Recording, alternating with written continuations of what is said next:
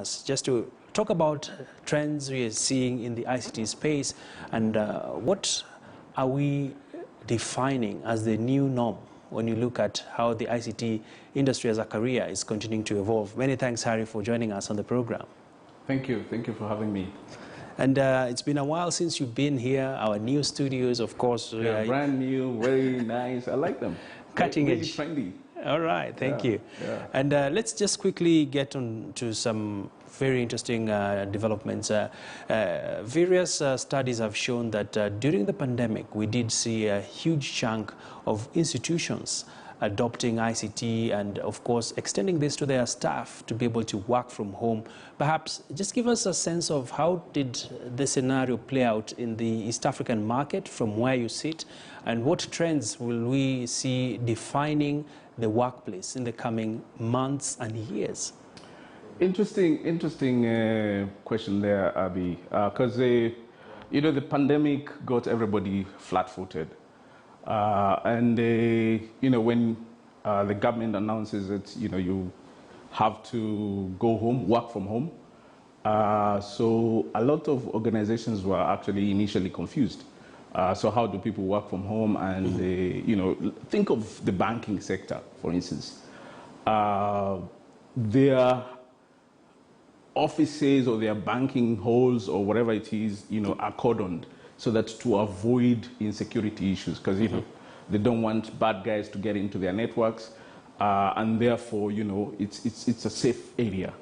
So you can imagine the amount of disruption that happened for them to allow people to work from home and access their corporate land.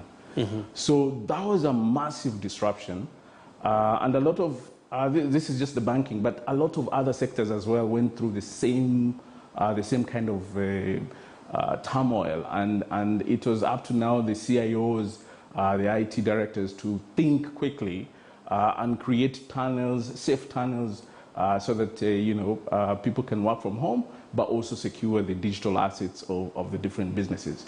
So it's been an interesting period. Collaboration tools came in. Everybody now knows Zoom. Nobody knew Zoom like 2 years ago, but now everybody knows Zoom. Yeah. Teams. So you know, at one time we're joking, saying that everybody's zoomed out because you know everybody was just, you know, every meeting is a Zoom meeting, and there was fatigue because you know you can only do these things for so long. Yeah. But people have sort of adapted, and that's the new normal. All right. Yeah. Speaking about this, are companies ready to make the substantial investments that can accelerate the work from home culture that has seen Kenya sort of leapfrog in an area that other countries, other jurisdictions had already gone that path? I think, you know, we within the industry, we always have these jokes about people coming up with programs and projects, and then, you know, you go and ask for budgets from CFO, and CFO tells you, okay, we'll do it next year. When the pandemic came, all those projects were actually recalled and accelerated. In fact, we have a term, we call it CADIT, which is COVID Accelerated Digital Transformation, where organizations had to look for budget. They had to look for budget to do whatever they have to do, so that to make sure that the business continues. Business continuity was priority number one for everybody. So budgets were unleashed, projects were done, and that's what we've seen in the CIO 100 survey. You know, you see people have spent millions of dollars, you know, on IT projects. This was not the same case like 2 years ago. Sure. So there's budgets that have been spent, and people had to, you know, businesses had to continue. So right. Yeah. Quite interesting insights there. And Harry, of course, among the surveys that you did conduct, it shows some interesting statistics. I was just having a look at it in terms of to whom does the organization, most senior technology professionals, head of IT report to. And other than that, there's another interesting one. What is the primary business goal of the project? And touching on a host of issues, looking at just how much money do you invest in ICT projects. From your assessment, I know you're also putting together the CIO Awards, and is it going to be all pomp and color, especially now that we're seeing companies have realized it's high time to prioritize ICT as a key pillar in delivering growth for the organizations and to remain viable in these very uncertain times?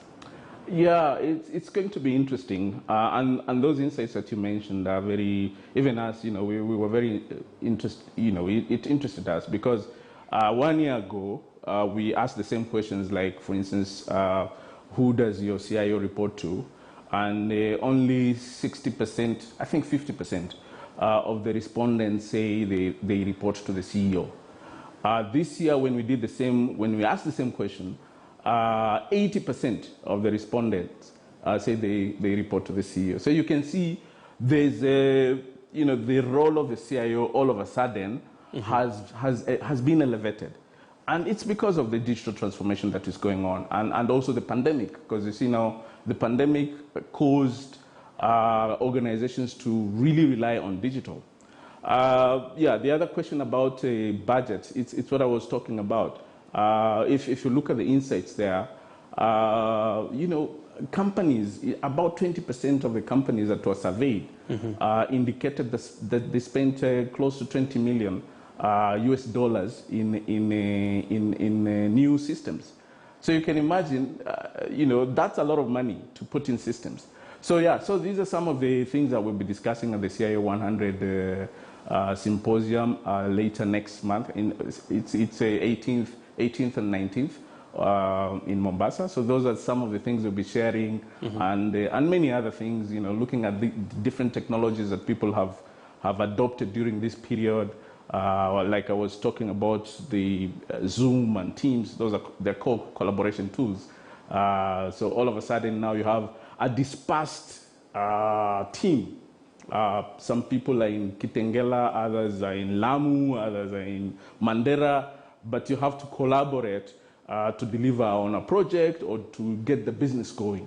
So there was a lot of shifts within the workplace, and this is what we see will happen moving forward. We're now calling it, it's going to be a hybrid workspace where you have some people who are working from the office, but a lot of other people who are working online. All right. Speaking about this, of course, for the young people streaming, watching this discussion, what is in it for them? We are seeing there's the new economy, which is the gig economy, playing a critical part in leapfrogging the Kenya's economy into the next phase, where the revenue authorities are also keenly monitoring developments around the gig economy. By this we mean the digital economy. Yeah. So the gig economy is here to stay. If you look at, I think Kenya is one of the highly ranked countries with the consultants or freelancers operating on Upwork. Upwork is an online place where you can look for talent. So Kenya is ranked very high on Upwork.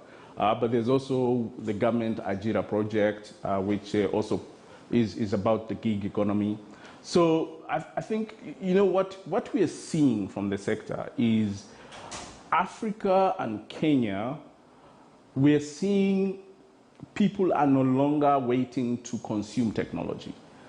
People are now also working towards creating technology. So I think that is the biggest shift that we're seeing, where you have people who, yes, we can use Microsoft, we can use SAP, we can use Zoom, but people are also building those products. So, people like PesaPal, people like Twiga. You see, so there's now a movement where you're seeing Kenyans and Africans building technology that is being used within the countries. So that's the biggest shift we're seeing. All right. Yeah. On the taxes, sometimes governments can be very schizophrenic sometimes, where you want to support a certain position, but also you want to get taxes from that. So I think these are things that we will we will see they will evolve as we move on. All right. And I'd like to, of course, remind our viewers that this discussion continues to stream on our website, and we value your feedback. I can see a lot of feedback on our Twitter handles, and of course a lot to still discuss on